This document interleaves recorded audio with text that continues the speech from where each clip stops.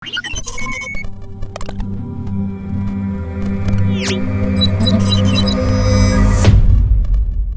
الله الرحمن الرحيم. السلام عليكم ورحمة الله وبركاته. dhammaan bahda ku xiran channelka Mimirqan channel waxaad ku soo dhawaataan barnaamijka sharxitaanka maadada physics-ka ee fasalka form 4 ee manhajka cusub oo idinkaga imaanayo MK channel soo gudbiyo waa Ustaad Mimirqan. fadlan haddii aad ku cusubtaa channelka inoo subscribe garee adigoo gujinay gambaleelka, like commentigana waa inoo muhiim mahadsanid. waxaan ku jirnay chapterka labaad ee la magac baxay wave ee maadada physics-ka fasalku waa form 4 manhajku waa manhajka cusub ee dawladda. waxaan kaga hadli doonaa wave maxaa la dhahaa, wave hirar mawjado maxaa la dhahaa, iyo barbaadsidiisa ayaan kaga hadli doonaa cutubkan. intaan ku guda jirno cutubkani waxaynu diiradda saari doonaa ama falanqeyn doonaa ama discover ku sameyn doonaa lesson 1 aynu ku qaadan doono ama aan kusoo qaadanay maxaa la dhahaa wave, taabisidiisii wave-ka. halka maanta aynu ku qaadan doono cashirkani electromagnetic wave-ka iyo waxyaabihiisii ama tusaalooyinkiisa hoos imaanayay. lesson 3 waxaynu ku arki doonaa properties of wave, halka lesson 4 aynu kusoo gabagabeyn doono equation of wave-ka. nala soco oo nala wadaag oona share garee videogan iyo weliba cashirada la xiriira maadada physics-ka iyo maadooyinka kale ee dhanka iyo scientific-ka. waayahay waxaynu sii gudagalaynaa cashirkeenii labaad oo aan ugu magac darnay electromagnetic wave, mawjadaha birlabdanabeedka. waxaan hore usoo sheegnay qeexitaanka electromagnetic wave aynu kusoo qeexnay inuu yahay mid ku baaha empty space, aysan u baahnayn material medium si uu energy-ga u gudbiyo. oo waataa hore u sheegnay in wave-ka uu gudbinayo energy information, so electromagnetic waveska uma baahna marka material medium to transfer energy. waxaan kaloo soo sheegnay in electromagnetic waveska uu leeyahay 7 example oo kamid ah radio wave-ka iyo weliba microwave-ka iyo weliba infrared radiation-ka iyo visible light si lamid ah ultraviolet radiation, x-ray iyo gamma rays. 7dan qaar kamid ahi chapterkan ayaan ku falanqeyn doonaa, qaar kamid ahna chaptersyada kale ee na soo aadan ayaan ku qaadan doonaa insha Allah. okay, gudaha haddii aan usii gudagalno waxaanu maanta qaadanaynaa gamma rays aan ku hormarno oo kamid ahi electromagnetic waves. okay, gamma rays waxaa la lahay marka wuxuu leeyahay half shortest wavelength, half shortest wavelength wuxuu leeyahay hirbaaca midka ugu yar. halka waxaan ka fahmi karnaa waa imaa in hirbaaca uu yaraado frequency-ha ayaa ziyaadaya. hore waxaan usoo qaadanay equation ahaa v inay la mid tahay ama noo dhiman inaan aragno v waxay la mid tahay frequency oo lagu dhuftay lambda. v waxay la mid tahay frequency oo lagu dhuftay lambda ay la mid tahay. lambda waa hirbaaci waaye, frequency-ha waa rakaadki waaye, velocity-na waa xawaaraha markaa uu ku socdo weeyaan. so marka lambda oo noqonaysa inay la mid tahay marka v oo loo qeybiyo marka frequency, v oo loo qeybiyo frequency. taa macnaheedu tahay haddii lambdaha oo ah wavelength-ga uu bato frequency-ha yaraanaya.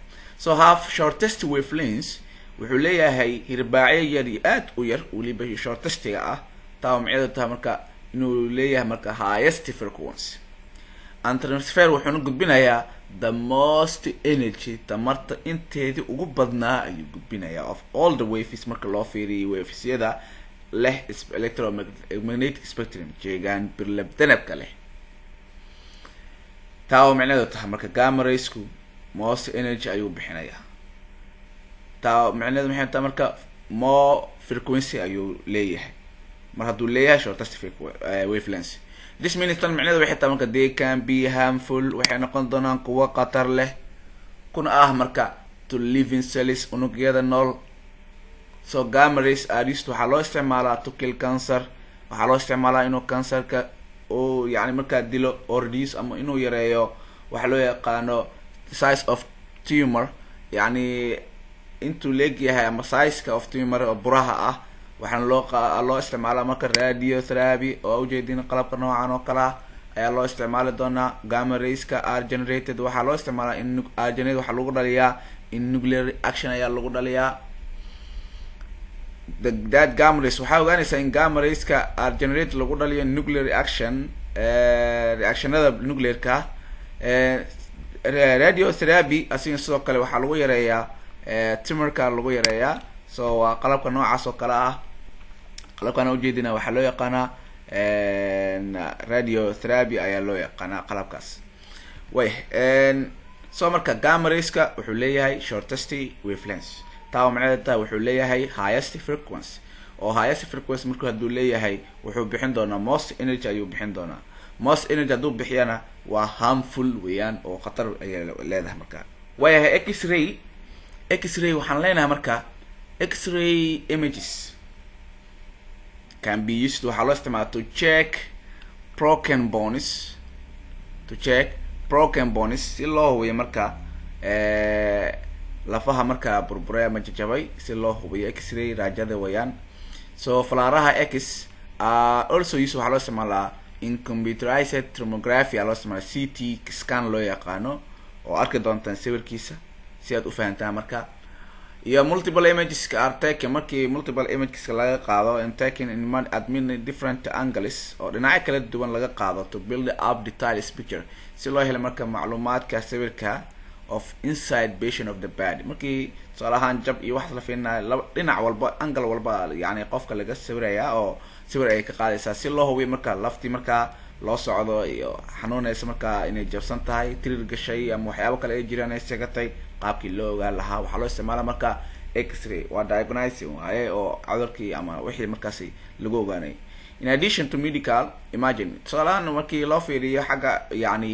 caafimaadka xitaa mudaawaadka waxaa loo isticmaalaa for diagnosis in lagu ogaado cudurkan waxa uu yahay x-rays raajooyinka ama falaaraha x aristo waxaa kaloo loo isticmaalaa radiography ayaa kaloo loo isticmaalaa radiography to treat cancer si loo isticmaalo marka treat cancer loo isticmaalo okay waxaa ogaanaysaa marka x-rayga wuxuu leeyahay highest frequency waa midka kusoo xigay markii highest frequency la dhahayo gamma rays marka hadhow waa isku qaldina laba dhinac laga sheegi doona ama laba dhinac ina faanta laga rabaa shortest wavelength markii lagu dhaho highest frequency loola jeedaa yani highest frequency markii lagu dhaho shortest ama shorter wavelength waa marka hadii mar haduu frequency high yahay wavelength-ga yani markaasi low ah yani okay highest frequency ayuu leeyahay wave-ka oo gamma rays-ka ayuu kusoo xigaa falaaraha gamma sida awood great penetrating power awood markaasi oo ku dusaya ayuu leeyahay are used loo isticmaalo marka extensively inta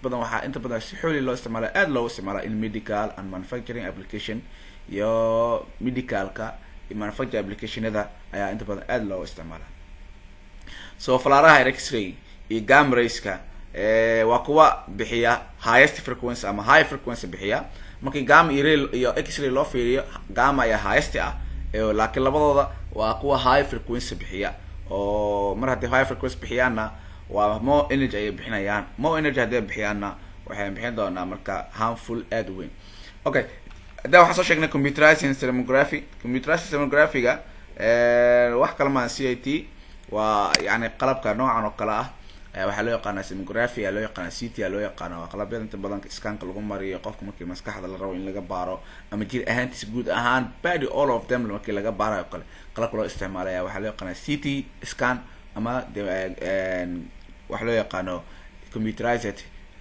tomography oo scanka ah sidoo kale markii aan fiirno radiography asin sidoo kale x-ray waxaa la isticmaalaa radiography asin sidoo kale waxaa lagu dilaa cancerka lagu dilaa asina qalabka noocan loo yaqaanaa waa inta badan qalabka markii raajada la saarayo xitaa loo badan yahay ayaa loo yaqaanaa marka radiography loo yaqaanaa okay waxaan rabnaa marka inaan isbarbar dhigno gamma rays iyo x-ray maadaama aan dhahnay gamma raysku waa highest frequency waaye halka x-ray uu yahay high frequency yahay markii loo fiiriyo gamma rays iyo x-rayna gamma rayska inay yihiin kuwa aad u frequency-ooda aad u sareyso penetrating power aad u sareysa leh so labadoodba laakiin waxay ka midaysan yihiin qaybo waxayna ku kala duwan yihiin qaybo kale ay ku kala duwan yihiin bal aan fiirno similarity-gooda aan ku horumarno similarity-gooda waxaan leenahay both gamma rays iyo x-ray-ga are both the gamma rays and x-ray waxay yihiin marka ray way kuwaasoo travel ku safray speed dhan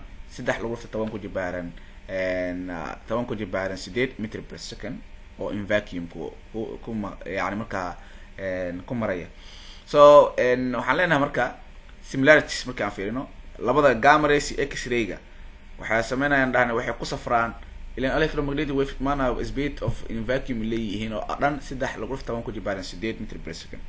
Way differenceska maxay ku kala duwan yihiin? Gamma rays are emitted from nucleus. Gamma rays waxaa laga soo saaraa la ama ka soo baxda nucleuska so of unstable atom waan qaadan doonaa unstable atomka inay kala dhambaleed fusion-ka wax loo yaqaan jiro.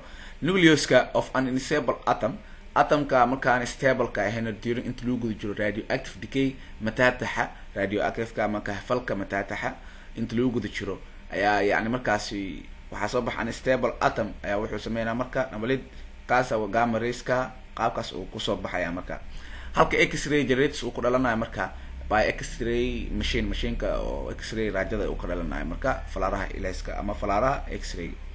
When a high speed of electron marka high speed electron iska collide ku dhacaan with metal iska marka ku dhacaan and loss energy marka ay lumiyaan kaan waa ku kala duwan yihiin.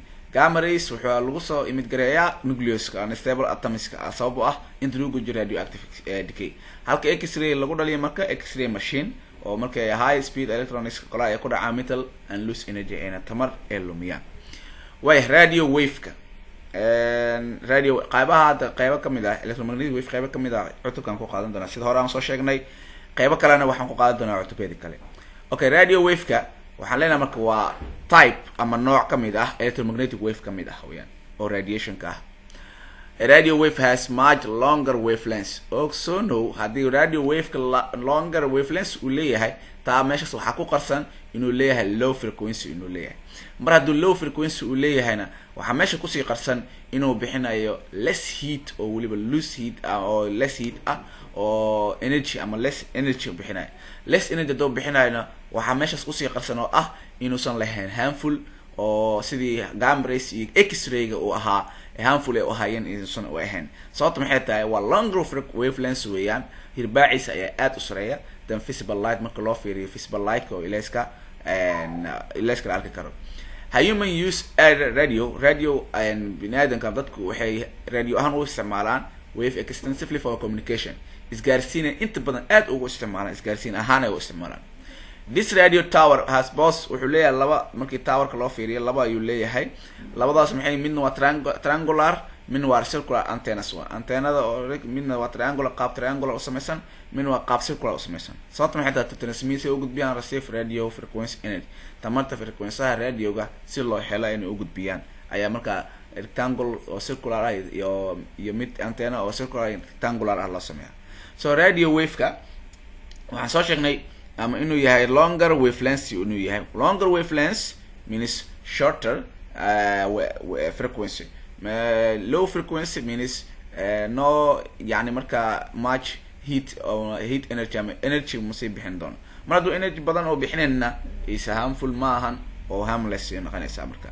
Okay, note that radio waveska wuxuu leeyahay marka low frequency watii hore aan soo sheegnay low frequency uu leeyahay waxaan ku fahmi karnaa hadii wavelengthgiisu uu weyn yahay wavelengthga hadduu yaraan lahaa high frequency ayuu lahaan lahaa marka loo fiiriyo deegaanada oo electromagnetic waveska wuxuu ka mid yahay marka radio wave-ka kuwa ugu low frequency leh ayuu ka mid yahay.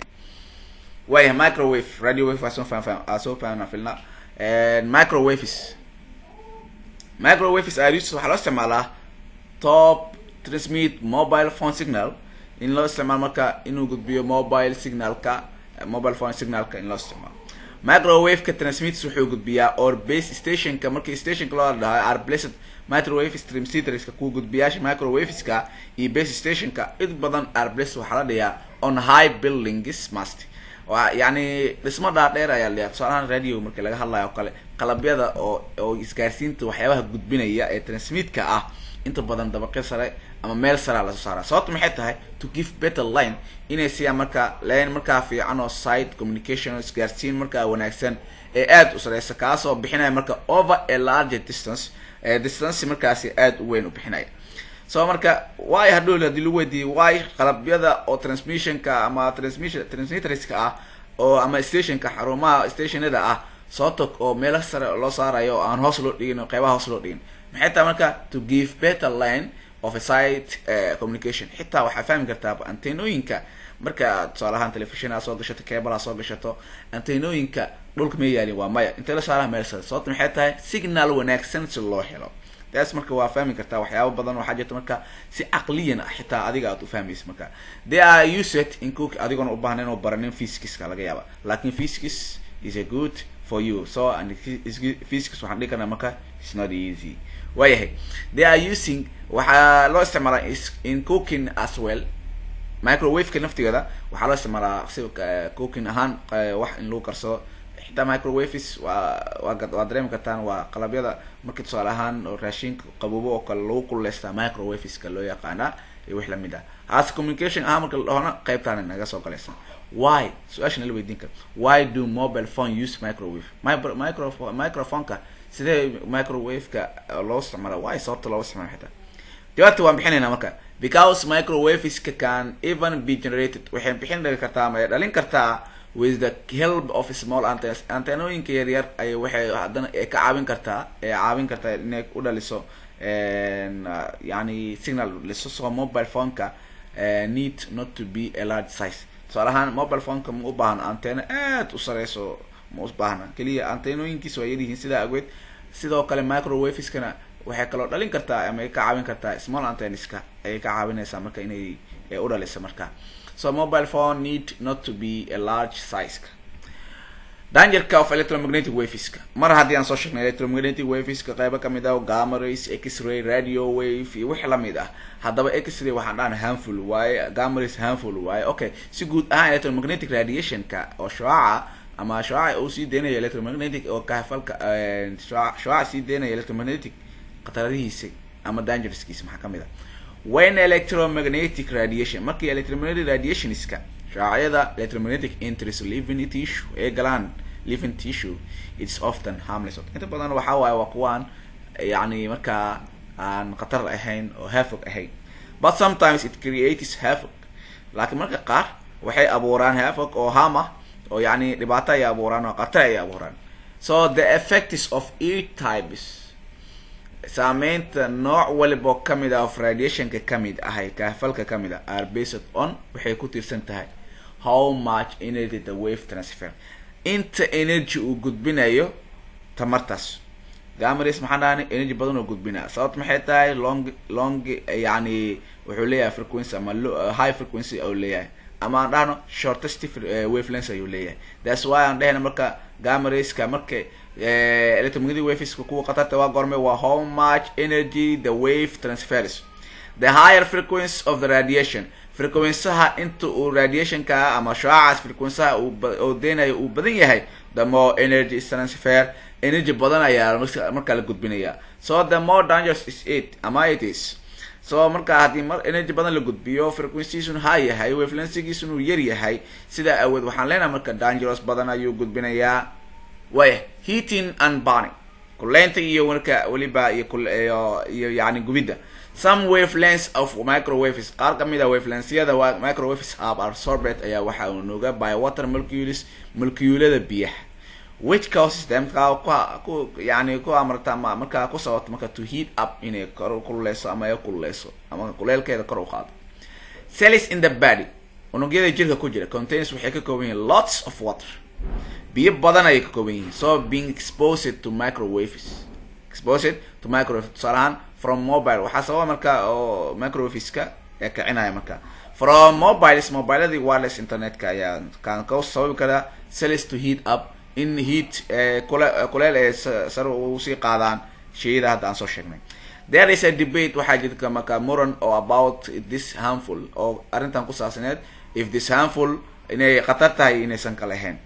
infrared radiation is mostly reflected by your skin, inta badan waxay reflection ku sameysaa ama noqod ku sameysaa your skin jirkaaga. but laakiinse some is absorbed, qaar kamid ahna waa ay nuugaysaa. kuwa nuugaya ayaa causing sababay marka heating kuleel.